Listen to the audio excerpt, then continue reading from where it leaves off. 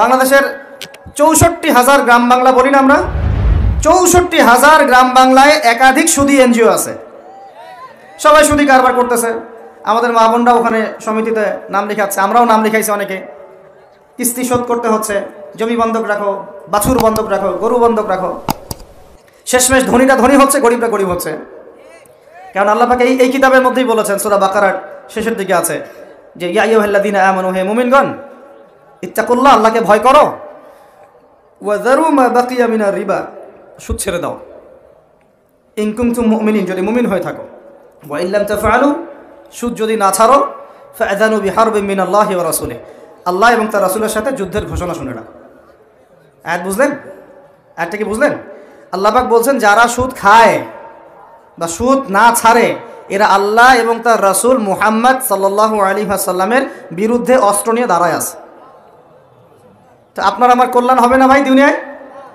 পরকালে কল্যাণ হবে না? আমরা হাউজে কাউসারের পানি তো পাবো ইনশাআল্লাহ, আমরা কবরের উত্তর তো দিতে পারবো ইনশাআল্লাহ। আমাদের জন্য নবী সাল্লাল্লাহু আলাইহি ওয়াসাল্লাম সুপারিশ তো করবেন ইনশাআল্লাহ, সুপারিশ তো নবীজি করবেন, এটা ঠিক আছে, এটা তো ঠিক আছে। কিন্তু কোরআনে যে আল্লাহ পাক বললেন যে সুদ যদি তোমরা না ছাড়ো তাহলে জেনে রেখো তোমরা আল্লাহ এবং তার রাসূলের বিরুদ্ধে যুদ্ধ করতেছো। তো এখন এটা আমরা কিভাবে আল্লাহ পাককে বুঝ দিব? দুনিয়াতে আমরা বুঝ দিলাম, দুনিয়াতে হয়তো কারো ক্ষমতা আছে, জবানটা বন্ধ করে দিল, এই কথা বলতে পারবেন না, চুপ একদম, সম্ভব কিনা? দুনিয়াতে হয়তো সুদের মহাজন যারা একত্রিত হয়ে দেখা গেল যে একে তো সরাইতে হবে রাস্তা থেকে, এ তো মারাত্মক কথা বলতেছে, সরাই না হয় দিল, হতেও তো পারে, ইতিহাসে হয় না এমন।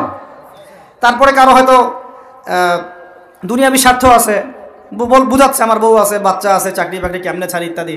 তো সব না হয় বুঝলাম, আল্লাহ পাকের সামনে আপনি এখন কি বুঝটা দিবেন? রাসূলের সামনে দাঁড়ায় কি বুঝটা দিবেন? দিতে হবে কি না জবাবটা?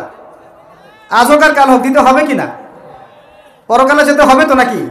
তো তাই যদি হয়, এটা যদি আমাদের ফাইনাল ডেস্টিনেশন হয়, চূড়ান্ত গন্তব্য হয়, তাহলে কোন ব্যক্তি বুদ্ধিমান, যে দুনিয়াতে সংশোধিত হয় সে, নাকি পরকালে যে ব্যক্তি অপেক্ষায় বসে থাকে সে?